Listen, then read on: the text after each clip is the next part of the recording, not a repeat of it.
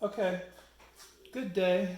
Today I'm here with a quick video regarding the MT-4, which is a Diamond Pacific product, the Mini Sonic MT-4. And someone asked me a simple question, and I want to answer that, and I want to get a couple other points out on this tumbler as well. This is a finishing tumbler, which I use only for the last two stages, which is a 1200 polish, pre-polish, and a 14400 polish, or better, but typically it's two-stage polisher for me now. It used to be a little bit more, but it doesn't shape rocks as well as I'd like it to, so it's a fantastic finish polisher. That said, it may not be that obvious how to get the tumbler, the barrel, out of the unit itself.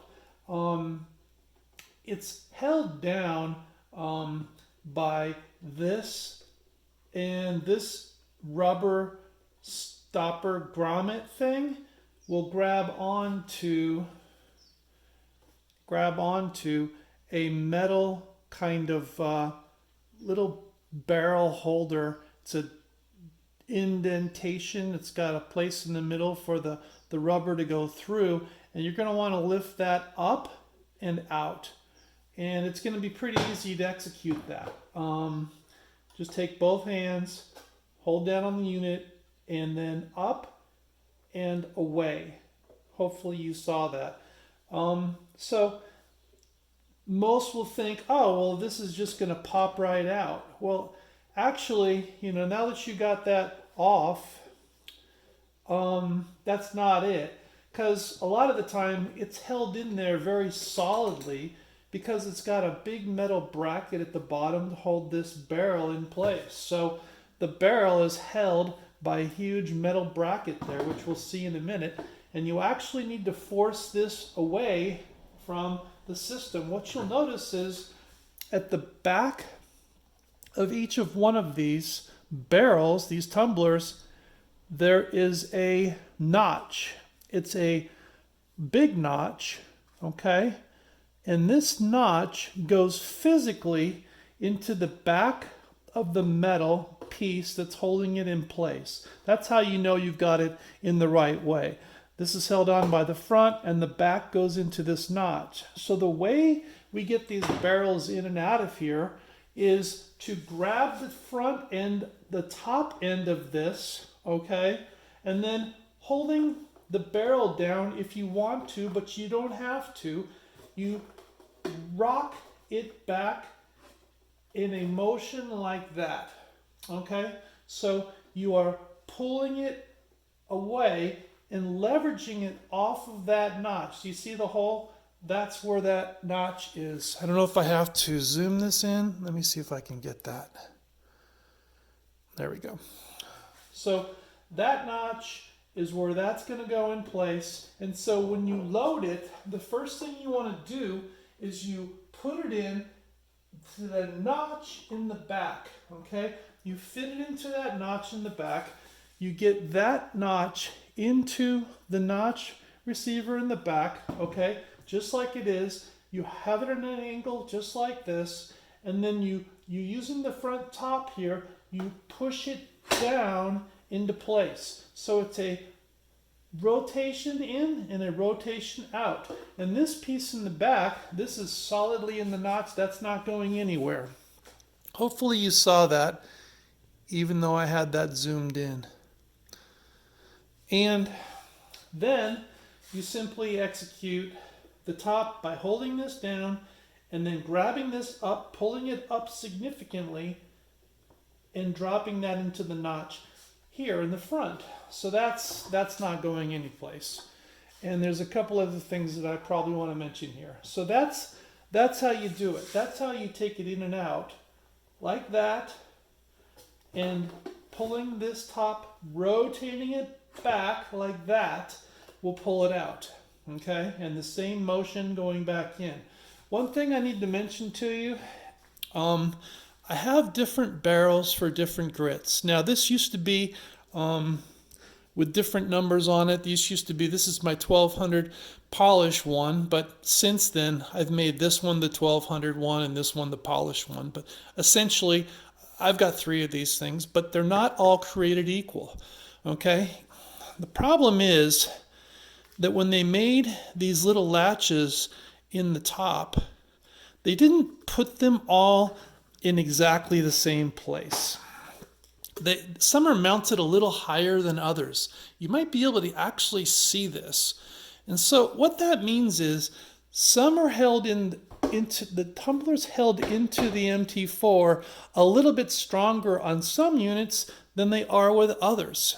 And so what that means is there's not as much tension put on by this piece right here. So what I do to compensate, this was a tip from another MT-4 owner, is I simply take a paper towel. And this is just a paper towel that is just used for countertops. I just folded it into a corner. You could, however you need to size this, you can see this is pretty used.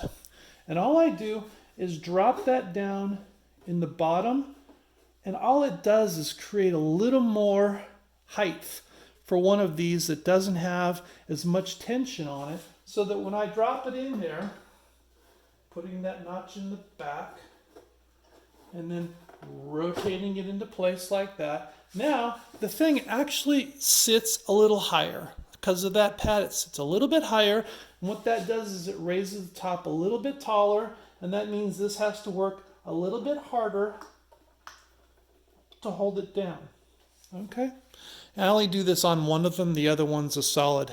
But that means it gets held down firmer. You see, the problem is, if it's not held down firm, it doesn't shake the material as well because it physically does not connect to the metal plate, holding plate, very securely. So what happens is, if this isn't held down strong, it will vibrate inside of the metal plate between itself, and the rocks don't actually get that locomotion like they should, with the good barrel. Okay, so not all barrels are created equal. My 3 barrels are not created equal, and that's one tip that I wanted to get through. I found that helps. The second one, let me just zoom in a little bit here. See if I can get this. Thanks for being patient. Okay, the second one is that all of these lids are not created equal. Okay, you can see that one side, they're not perfectly square, but they're close. And the top is not perfectly square, but it's close. But it's very important, just like with other tumblers, the Lotto tumbler is kind of like this. It needs to be pretty airtight to keep the water that's going in there, that is in there, that's lubricating things, especially at the very beginning of the cycle, from drying up too quickly. And so I got a tip, and even though this was counterintuitive to me, okay, taking 2 pieces of plastic wrap, like a sandwich bag, and you can take a sandwich bag that has, the Ziploc, and it's got 2 plies. Make sure it's got 2 plies, because if it doesn't, it will wear through pretty quick, okay?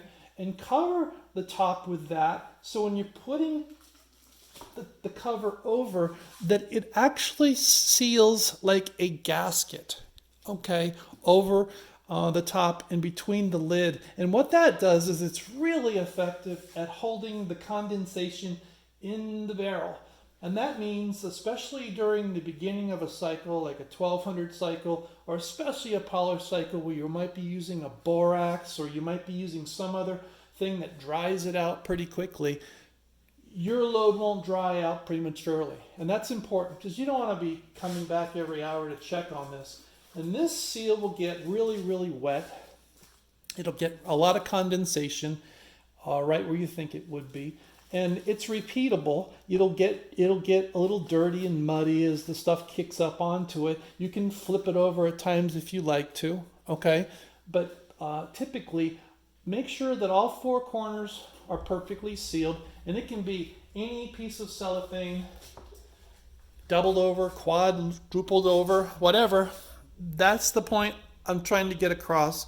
It will keep things wet in there longer, and you won't have to worry about the load as often. And those are my tips for today. Again, this piece might take some resistance to come up, this little notch holder, and it's very important when loading and unloading that you know where the key or the notch in the back of the unit is, and that goes in and it rotates in a sort of a circular rotation. And that's pretty much it for the video. Thanks for watching.